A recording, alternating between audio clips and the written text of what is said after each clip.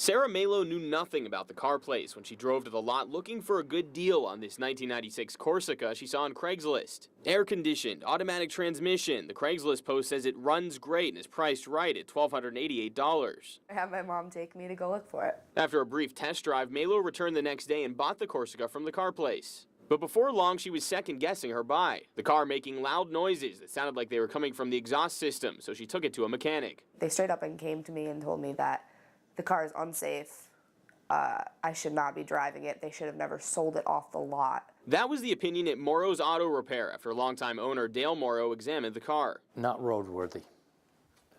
The exhaust was falling off. The car failed the frame, exhaust, tire, headlight, and fender checks, ultimately failing the Massachusetts state inspection. Most troubling was the bottom of the car, literally falling apart so badly that Morrow didn't put it on a lift, afraid that it would crumble. Upset, Malo called the car place owner Dave Sarno and brought the car back. He said he'd look at it and then call her. But a week later, Malo was back in Massachusetts with no car, no money, and no idea where to turn. That's when she called us. The dealer in question, Dave Sarno, invited us to the car place where he offered his side of the story. We told Sarno what mechanic Dale Morrow said about the car, that it was awful to even be selling it. That's his opinion.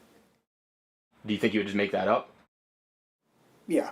I don't know why I'd say that. It's we can go look at the car if you like. Stepping around back, we found the Corsica, which didn't look bad at first glance, but underneath, badly rusted out, obvious to the touch. It failed mass inspection. It had a small hole underneath. It was a 95 car, a 95 Chevy Corsica with 104K. Not a bad car. It needed a little attention, and we didn't guarantee mass inspection. For 2 weeks, Sarah was without the car and her money. She's coming back for a refund. It was a $900 car. She's a young girl. You use your mechanic specials, and she should have brought some with her. She didn't. But this was just the beginning of a long trail of complaints we found against the dealership. Digging into DMV records, we found investigators have 21 complaints against the car place on file in just the last 4 years. The dealership has 2 unresolved complaints listed with the Better Business Bureau and another 2 complaints with the Attorney General's Consumer Protection Department related to the condition of cars and paperwork issues. One of those complaints was filed by Nicole McDaniels of Stafford, who found her dream car at the car place, or so she thought. I love it. It's been my dream car to always have a punch buggy since I was a little girl. I have the car in my car of my dreams, and it's already a money pit. 30 minutes after she paid $5,000 for this 1998 Volkswagen Beetle, disaster struck. I lifted it up and smoke was coming out from everywhere. McDaniels took the car to the Enfield VW dealership, who said the car needs a new radiator support, and new spill shield.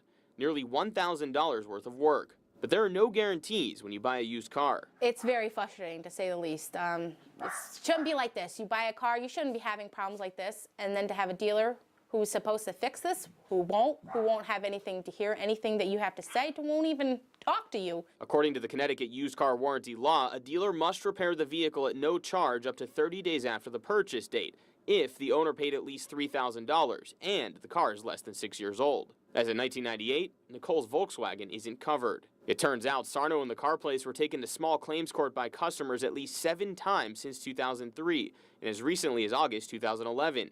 Some settled, others were dismissed, but in all, customers filed initial claims against the dealer totaling $24,000. Ultimately, used car buyers have very little recourse after the fact. Protection must be preemptive.